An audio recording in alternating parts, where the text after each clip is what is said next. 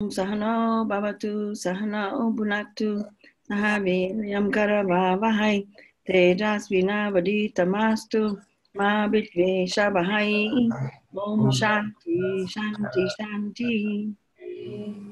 Bolo Satguru Shri Sivananda Maharaj Ki Jai, Shri Vishnu Devananda Maharaj Ki Jai. Okay, so I'm ready for your questions. Somebody is going to. So we asked all the staff to ask questions. Where is Karuna Devi? She's in her room. Should we go get her? Yes. Okay. Who's living up there? Uma, can you go get her? Should we wait, Ben? No. Okay. Go ahead.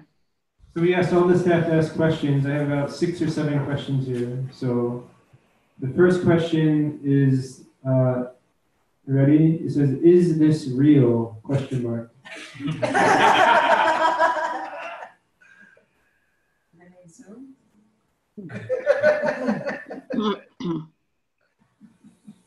I believe the question referred to this reality. I mean, what you experience now, is this experience real?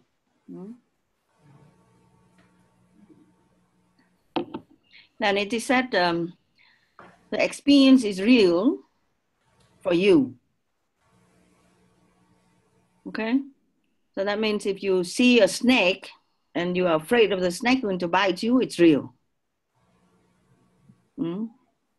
But if you take a bigger perspective, you step back, and then you realize it's not the snake. You bring a light and you see it's a rope. Then a bigger perspective, a change of perspective, then it is not real because it changed from the snake, it changed into a rope. So then it is said it is not real. Something real is something that is lasting. So from subjectively, relatively speaking, when you experience something, it's real. And because it's real, that you can work out your karma. That means that you would really laugh and cry with it and understand it in your whole body, mind, emotions, and personality, and everything. You experience it so that you can, at the same time, realize that things change and it's not really that, yeah. And then you can be detached from it. So it's real and unreal. So that's why in yoga Vedanta it says it's only appear to be real for that moment when you experience it, and then after you move on, then at that time it changes. Then it's not real, no longer real. So that's why you don't quarrel with each other too much, because if you see something, it's only a subjective seeing. That's your way how you see it. It's not the truth. And the philosophers, the yoga philosophers, the one that understand that, and they know that experience is real. It's real just for them to understand that the way out of the experience of pain or pleasure is the experience of truth.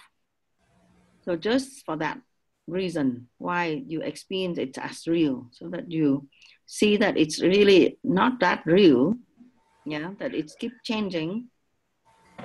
And if you believe it to be real, you lose yourself in it, and then you will suffer pain. So you have to stay detached from it. That means you have to see that it is not that real, yeah, so that you can be free from it. So that's why it says real and not real. Okay, it's real subjectively for that moment, but it's not real because if you change perspective, then something you experience will be changed. So if you add all these experience together, then you see that everything is not real because everything is changing. The same room that you are, every day you come in the same room, the same people, but they have changed. Overnight they have changed, their thoughts change. Sometimes people completely change in a moment. And the room also is changed. Now the wood, the floor is changed, the color painted is fading a little bit more. Everything actually is changing. But we don't see, we're not completely aware of that. So you think, oh, my life is real and everything is real and everything I see is the same.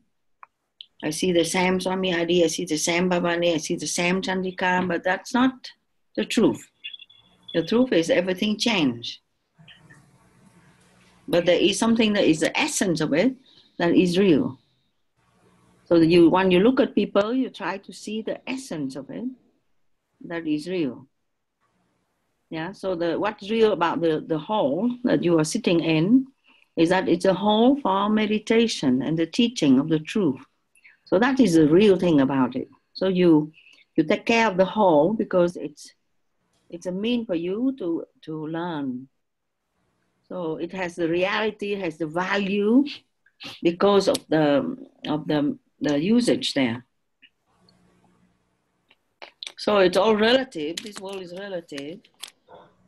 But the more that you link it, that you attach it to the truth, the reality of the self, then that thing have more chance to continue. You see, to continue. So let's say I'm gone few months, whatever, and you can completely forget me. Yeah, and I come here, I eat different food. Let's say I change completely my body. I become very big, very fat, or something. You know, I change. Yeah. So if you are attached to the form, then it's unreal. You say, oh, who is this? Yeah. But if you see the reality of what is Swami Sita, it's not so much her figure or her appearance, but is some connection with the Guru of the truth and of the teaching. And then you see that as the most important thing valuable about Swami Sita. So then you look at Swami Sita, things has changed. Things has changed. Hair changed, fat changed, everything changed. But the essential thing about her did not change. You see? So then the real thing is there. So in life, we try to always refer to that reality. We always try to take everything with a grain of salt, everything that is appearance, everything that is superficial, everything that is changing. We don't put too much value there. Even about ourselves, we don't put too much value about our hair and our skin and how it look like, or even our emotion that is changing all the time. One day nice, one day not nice.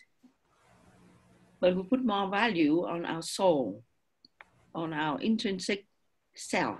You remember that all the time. So when everything else is changing, then you remember the core. Then if you remember the core all the time, then the truth eventually will be revealed inside of you and outside of you. And when the truth is revealed inside of you and outside of you, I mean, when you become more and more aware of that level of existence that is lasting, then your life will be much more peaceful and you'll be much happier because you always refer to the truth within instead of refer to things that can be changing. So that makes the up and down of the mind. Okay, so it's a big question, but you have to see how you can apply, because you say real or not real, if you like this without you say, oh, it's unreal, or rejected. Oh, it's real, I embrace it. Then it's not really correct. Yeah, so you have to see it more precisely. It's real and it's not real. Why it appear to be real? Why my feeling right now, or feeling bad or good, is appear to be so real. I really have pain. I really am upset. Okay, so then you question about this,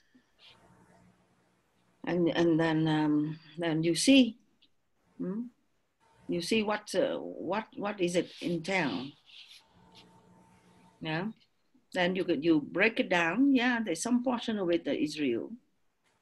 Yeah, the love that is real, but then the emotional frustration that added to the love is not real. Yeah, and it can be changing. So I can keep the reality of the love because love is there. I cannot escape. I cannot deny. So I retain that truth, and the rest of it, things that are nuances about this and that, then it's not so important. Okay, so whoever asks a question need to learn to apply it in daily life. Then that Vedanta become practical. Okay, otherwise it's just a thought in the mind, real, not real. Who cares? In which way it help your life? In which way it change your quality of life? In which way it will help you to become more a steady, happy, knowledgeable, person. This is what you want.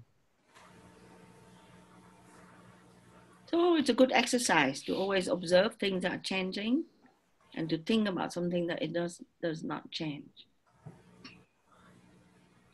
Okay.